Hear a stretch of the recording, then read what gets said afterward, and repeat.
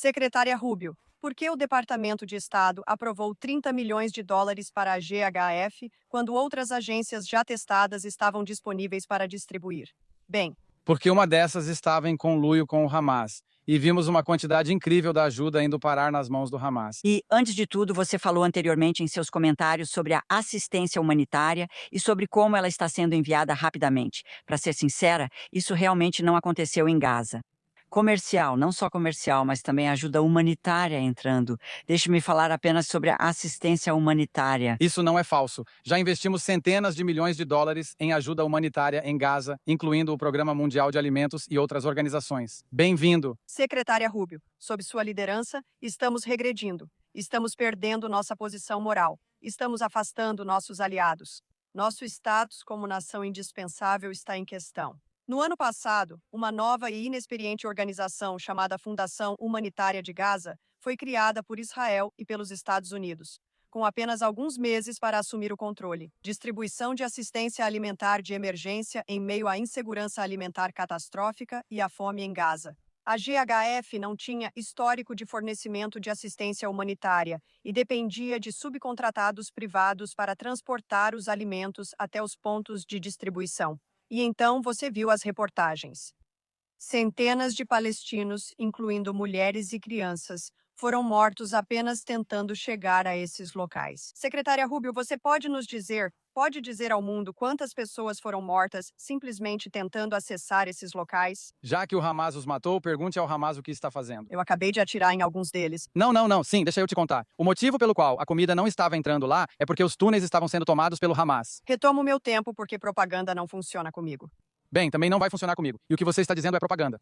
Quase 1.400 pessoas foram mortas, e isso foi até março passado. Secretária Rubio, por que o Departamento de Estado aprovou os 30 milhões de dólares para a GHF numa época em que outras agências já comprovadas estavam lá e podiam fazer a distribuição? Bem, porque uma dessas estava em conluio com o Hamas. E vimos uma quantidade incrível da ajuda indo parar nas mãos do Hamas. Retomando meu tempo.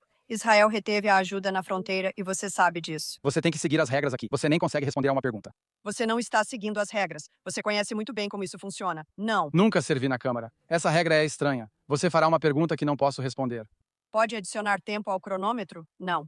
Ele está fazendo um show de comédia ali do lado esquerdo. Isso é sério. Concordo, por isso sugeri responder a perguntas, não fazer discursos. De acordo com relatos públicos, 9 salvaguardas contra o terrorismo e antifraude foram dispensadas para aprovar isso. Eu gostaria de saber quem especificamente tomou essa decisão. Eu me pergunto, você sabia dessa decisão? Não estou perguntando. Teve justificativa por escrito? Não quero resposta. Sabe por quê? Porque agora GHF está fechado. Foi um desastre total. Foi um legado de desastre. Senhor secretário, o governo Trump será lembrado pelos escombros e pela decadência. Eu esperava que você pudesse se destacar acima dessa decadência. Aposto que você também esperava isso. Infelizmente, você não conseguiu. Parece que o governo Trump esqueceu completamente da crise em Gaza. Quase 8 meses depois de ter sido assinado, o plano de paz de 20 pontos do governo continua praticamente não cumprido. Eu tenho ele bem aqui. Parece que os pontos 4 e 5 foram cumpridos, e o restante ainda não foi realizado aqui. A maioria dos palestinos em Gaza está abrigada em tendas superlotadas, com pragas e roedores espalhando doenças. Os serviços de saúde continuam limitados. Os ataques militares israelenses aumentaram apesar do cessar-fogo, elevando o número total de mortos para quase 73 mil. No final da semana passada, o primeiro-ministro Netanyahu ordenou que as FDI tomassem 70% de Gaza, em total violação do acordo de cessar-fogo. Então, secretária, o Departamento de Estado deve liderar a implementação pelos Estados Unidos do plano de 20 pontos do presidente. Qual é o status da implementação? Que progresso devemos esperar ver nas próximas semanas? Qual é a sua resposta à diretriz do primeiro-ministro Netanyahu? Você está falando sobre Gaza. Sim, ok. Bem, é porque você começou falando sobre o Irã. Então, deixe-me só... Primeiro, deixe-me dizer que eu discordo. Enquanto isso, a administração Trump parece ter esquecido da crise em Gaza. Não, ninguém esqueceu disso. Eu acho que, felizmente, não há operações de combate ativas acontecendo do tipo que vimos há alguns meses, mas ainda é um desafio que vamos ter que enfrentar. Eu só queria corrigir o registro por um instante. Você disse que não alcançamos nosso objetivo declarado e eu sei que você explicou isso na sua declaração inicial. Não, se não se importa, tenho pouco tempo para perguntas, senhor secretário. Sua introdução foi longa, posso responder algumas dessas coisas? Não, bem, Eu vou falar de Gaza. Quero falar sobre o plano de 20 pontos, que é sobre isso que é a minha pergunta, sobre a implementação do plano de 20 pontos. Qual é o status da implementação? Que progresso veremos nas próximas semanas? Qual é a sua resposta à diretriz do primeiro-ministro Netanyahu?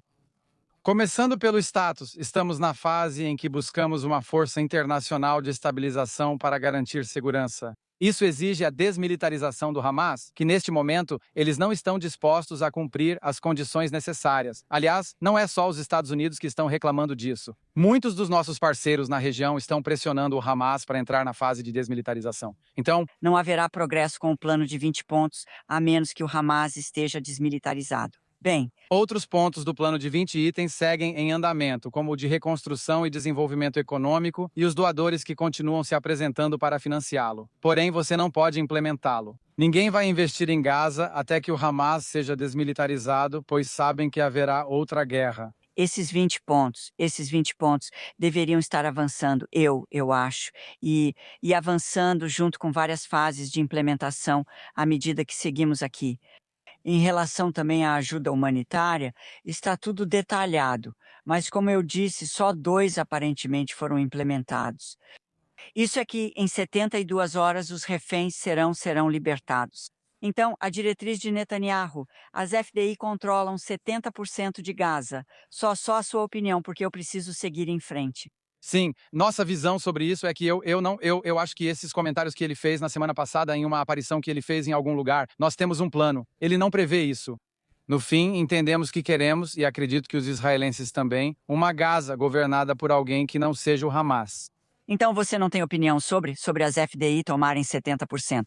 Bem, Ele fez essa declaração, mas isso não faz parte deste plano. Este plano não prevê isso. O que este plano prevê, e é o que estamos comprometidos em realizar, é que não houve implementação do plano. Bem, que o povo de Gaza seja governado por um governo palestino tecnocrático, num palestino. por favor, senhor secretário, estamos andando em círculos. Você não está me deixando responder. Sim, você está respondendo. Não, você não está, pois não tem respostas.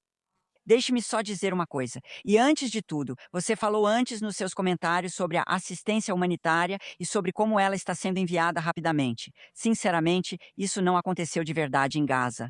Comercial, não só comercial, ajuda humanitária entrando. Deixe-me falar apenas sobre a assistência humanitária.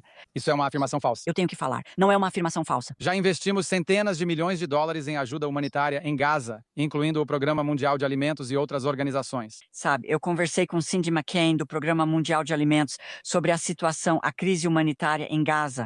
Eu também. E a comida e a fome, e não está lá, não está lá. Deixe-me só continuar. A situação humanitária em Gaza piora. Ao mesmo tempo, o governo israelense intensificou sua busca por uma anexação de fato da Cisjordânia. Os acordos de Oslo foram rasgados. Crescem as ordens de demolição para vilarejos palestinos. Os incidentes de violência por colonos aumentaram sem qualquer responsabilização e a construção de assentamentos e postos avançados continua em ritmo acelerado. De 12 a 18 de maio, os palestinos enfrentaram mais de 50 ataques de colonos em toda a Cisjordânia, incluindo ataques incendiários que danificaram uma mesquita, casas, terras agrícolas e veículos. O Escritório das Nações Unidas para a Coordenação de Assuntos Humanitários documentou uma média de 6 desses ataques por dia. O governo israelense iniciou procedimentos para demolir a comunidade palestina de Khan al-Amr, localizada a leste de Jerusalém, como parte do seu objetivo de construir assentamentos ao longo do corredor, o que dividiria a Cisjordânia e impediria a possibilidade de um Estado palestino contínuo. Você acredita que a situação na Cisjordânia leva a uma maior cooperação entre israelenses e palestinos ou criará condições para uma solução de 2 estados? Na minha opinião, isso promoverá o longo prazo de Israel. Como o presidente declarou de forma clara e repetida, ele não é a favor dessas mudanças ou dessas alterações no status da Cisjordânia. Isso potencialmente complica também nossa capacidade de negociar um acordo em Gaza, e o presidente tem sido consistente. Ele já falou isso várias vezes e também dissemos aos colegas israelenses. O presidente e você buscam encerrar a guerra com o Irã, mas um dos principais impasses, segundo reportagens, é a campanha militar de Israel no Líbano contra o Hezbollah, que o presidente já pediu para interromper. O presidente confirmou ontem à noite que realmente pediu ao premier israelense Netanyahu para parar a guerra no Líbano. Preocupo-me que a persistência de Israel nessa guerra contra o Hezbollah ameace os esforços do presidente e do governo americano para um acordo com o Irã. Então, minha pergunta é: você concorda que Israel deve parar sua campanha militar no Líbano e apoiar as negociações do presidente por um acordo de paz com o Irã?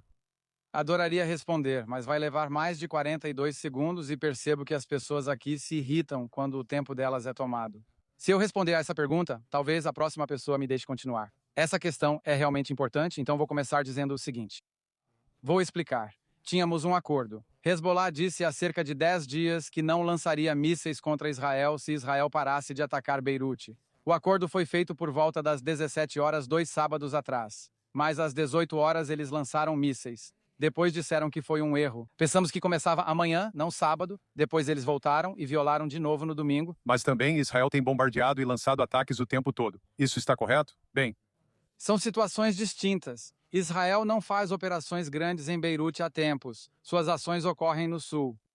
E o que eles estão respondendo, o que sempre dissemos e faz parte da declaração conjunta, sempre dissemos que Israel tem o direito de agir em sua defesa. Então, por exemplo, então por que o presidente pediu para Israel parar? O tempo acabou. Nós valorizamos a aliança entre os Estados Unidos e Israel e valorizamos muito a resposta que está sendo dada contra 1.100 ataques de mísseis que vieram do Líbano, como você acabou de identificar corretamente, e eles precisam saber disso. E como eles não sabem disso, eu não sei. Mas quaisquer ataques feitos por Israel são em resposta, não iniciados. Alfa Ômega Ouro é o nosso patrocinador e eles orgulhosamente apoiam Israel.